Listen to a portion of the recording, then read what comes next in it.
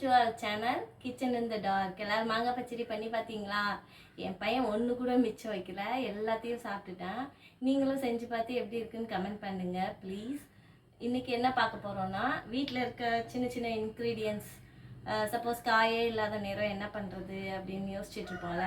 So அதுக்கு ஈஸியாக சிம்பிளாக வெங்காயம் பூண்டு இதெல்லாம் வச்சு ஒரு வத்த குழம்பு செஞ்சு பார்க்க போகிறோம். சரி வாங்க வீடியோக்குள்ளே போகலாம்.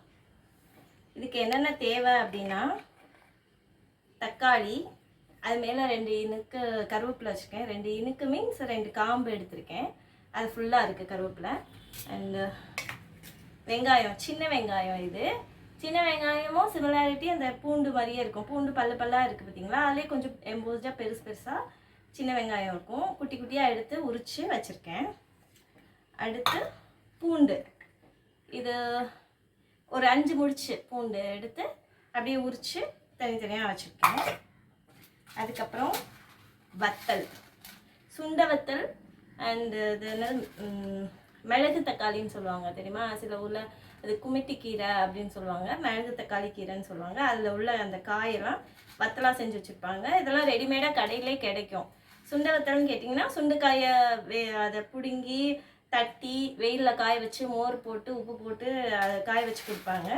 இது ரெடிமேடாக கடையில் கிடைக்கும். நீங்கள் சுண்ட வத்தல் வேணும், மிளகு தக்காளி வத்தல் வேணும்னு கேட்டிங்கன்னா அது கிடைக்கும். ஓகே. அதுக்கப்புறம்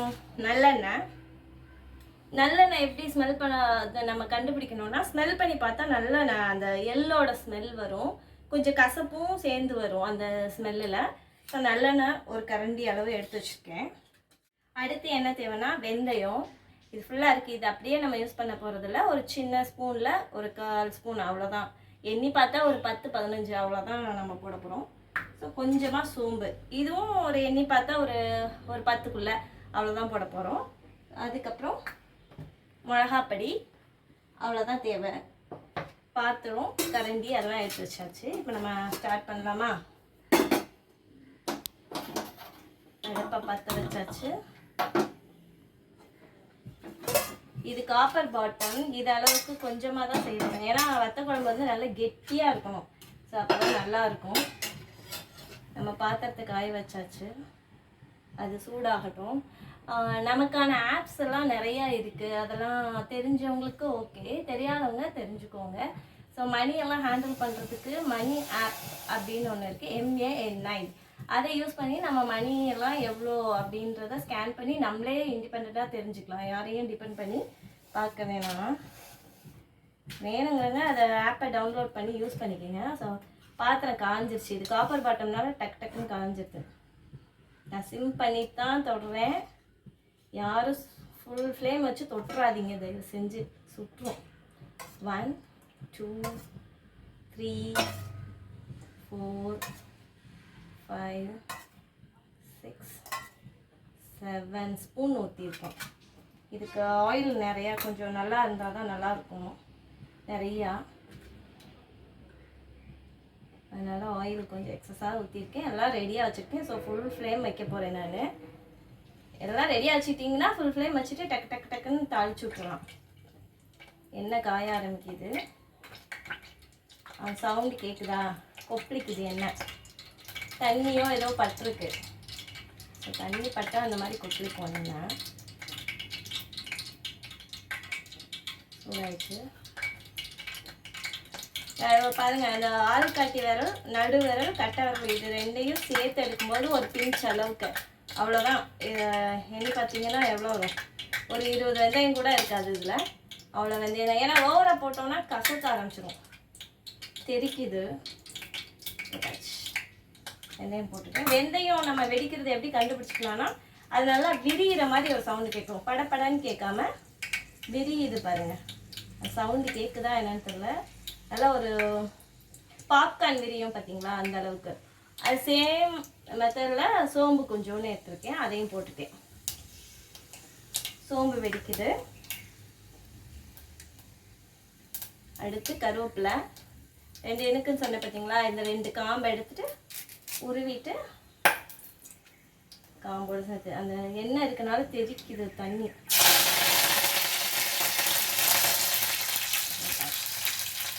ஃபஸ்ட்டு பூண்டு இதை நம்ம வந்து கையில் அள்ளணுன்னா ஒரு பிடி அவ்வளோ இருக்கும் பூண்டு. அதான்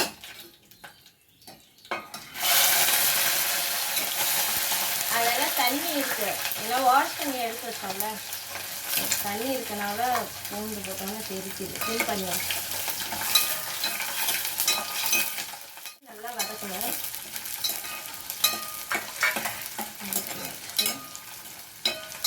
அது வதங்கும் போது நல்லா தெரியும். லைட்டாக பூண்டு வந்து வதங்கும் போது அடியில் பிடிக்கிற மாதிரி இருக்கும், கரண்டியில் தான் பிடிக்கிற மாதிரி இருக்கும். அது கொஞ்சம் வதங்கிருச்சு, அதோட கலர் சேஞ்ச் ஆகுதுன்னா நமக்கே அதை ஐடென்டிஃபை பண்ண முடியும். இதெல்லாம் வந்து சைட்டர் வந்து இதை கவனித்து பார்க்க மாட்டாங்க. அதை ஸோ நம்மளால் மட்டும் அதை ஃபீல் பண்ண முடியும். நீ நம்மளோட வீடியோஸ் பார்த்துட்டு வேணா அவங்களும் இதெல்லாம் ஃபீல் பண்ணி பார்ப்பாங்களோ. பூண்டு ஓரளவு வதங்கிருச்சு. ஸோ இப்போ இந்த ஸ்டேஜில் நான் சின்ன வெங்காயம் முழுசாக இருக்குது, இதுக்கு முழுசாக போட்டால் தான் நல்லாயிருக்கும். அதனால் அதையும் போட்டுட்டேன். ரெண்டு நல்லா வதங்கணும், நல்லா அதோட கலர் சேஞ்ச் ஆகணும். அதை வதங்க அதோட அரோமா நல்லா வரும்.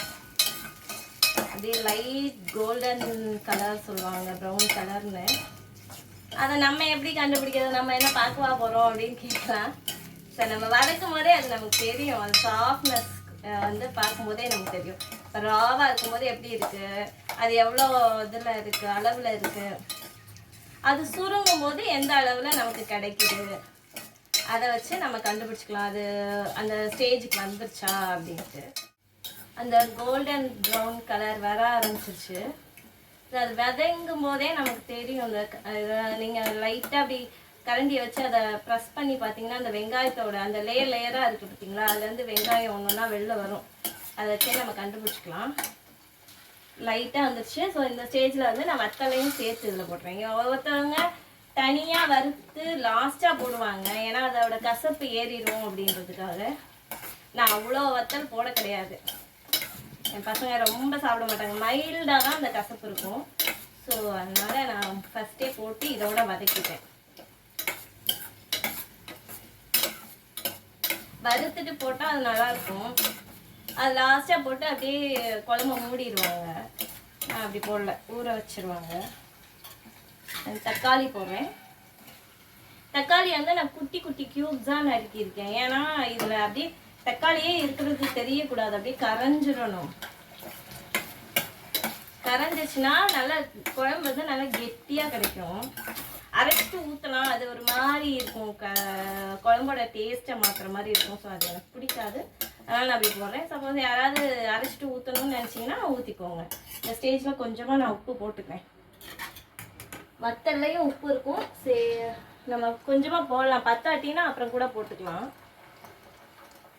ஒரு ஸ்பூன் அளவு. நான் ஏற்கனவே சொல்லியிருக்கேன்ல, இந்த 4 விரலில் அந்த 3ஆவது கோடு வரைக்கும் கொஞ்சம் குவியலாம் அப்படியே போட்டிருக்கேன். லைட்டாக தான் குவிங்க இருக்கும். இந்த தலை தட்டின்னு சொல்லுவாங்களா, அந்த ஸ்டேஜ் மாதிரி.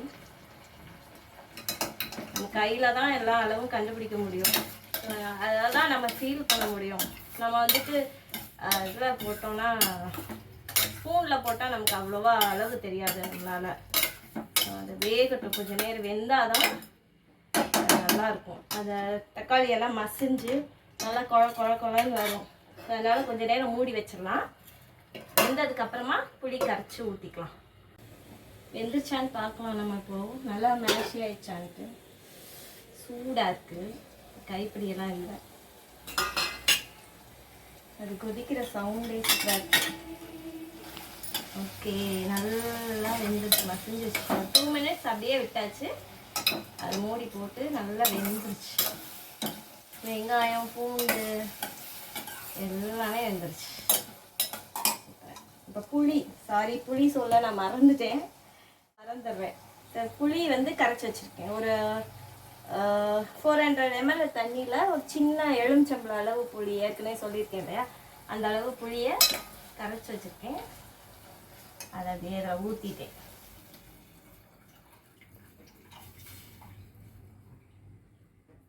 ஃபுல்லாக ஊற்றியாச்சு.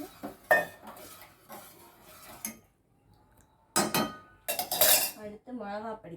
உப்பு ஏற்கனவே நம்ம போட்டாச்சு, ஸோ இனிமேலாம் போட வேணாம். பார்த்துக்கலாம் கொதிச்சோன்னே. நான் மிளகா அப்படியெல்லாம் வதக்கலை, அப்படியே புளி போட்டதுக்கப்புறமா நான் அதில் போட்டுட்டேன். 2 ஸ்பூன்ஸ் ஃபுல்லாக போட்டிருக்கேன். ஃபஸ்ட்டு ஒரு ஸ்பூன் ஃபுல்லாக போட்டேன், செகண்ட் ஸ்பூன் ஃபுல்லாக போட்டேன், அப்புறம் ஒரு 1/2 ஸ்பூன் கிட்ட.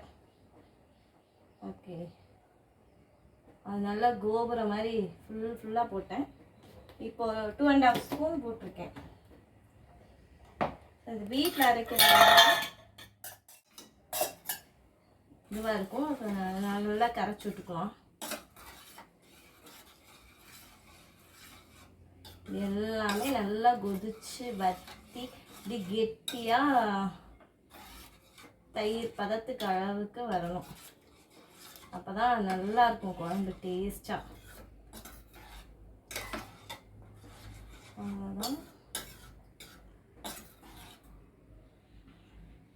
இன்னும் கொஞ்சம் கூட தண்ணி ஊற்றிக்கலாம், கொஞ்சமாக தண்ணி ஊற்றிக்கலாம்.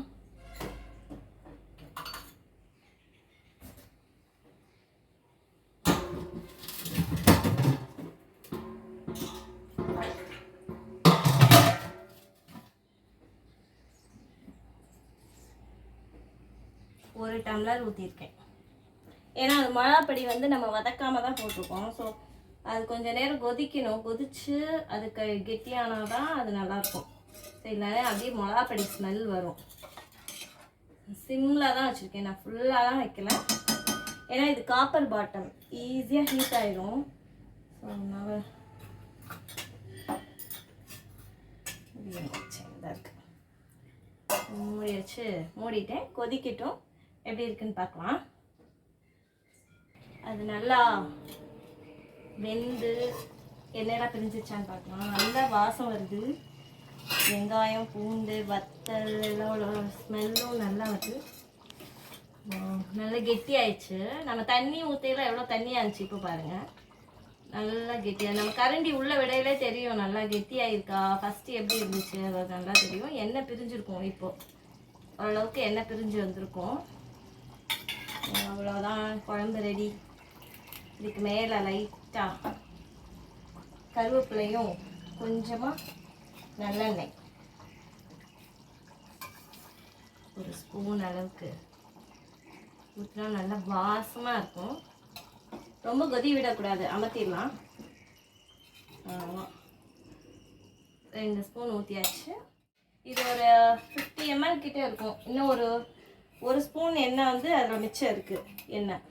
அதெல்லாம் லைட்டாக பச்சை கருவேப்பிலை தூவி விடுறேன். அப்புறமா நான் எப்போவுமே பெருங்காயம் வந்து லாஸ்ட்டாக தான் போடுவேன். எனக்கு அந்த ஸ்மெல் தான் பிடிக்கும். எண்ணெயில் போடுற ஸ்மெல் எனக்கு பிடிக்காது. ஸோ லைட்டாக தூவி விடுங்க, ரொம்ப போட்டுறக்கூடாது. அப்புறம் பெருங்காயம் வாடை அதை டாமினேட் பண்ணிடும். இதுக்கு ஆஃப் பண்ணுறதுக்கு கொஞ்சம் முன்னாடி வேணும்னா வெல்லம் சேர்த்துக்கலாம். என்னோடய புளியே வந்து இனிப்பாக இருக்கும். ஸோ அதனால் நான் வெல்லம்லாம் சேர்க்கலை. வெல்லம் சேர்த்தேன்னா இன்னும் ரொம்ப இனிப்பாயிரும். ஸோ நான் டேஸ்ட் பண்ணி பார்க்குறேன் நல்லா இருக்கான்னு. நான் எப்போவுமே வத்த குழம்பு நல்லா தான் வைப்பேன். டேஸ்ட் பண்ணிவிட்டு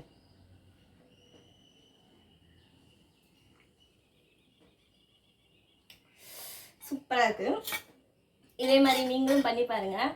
என் பசங்க இட்லி, தோசை, சூடான சாதம் எது வச்சாலும் சரி, வத்த குழம்பு 2-3 நாளைக்கு வச்சுருந்தாலும் அப்படியே இருக்கும், கெட்டு போகாது அவ்வளோ சீக்கிரம்.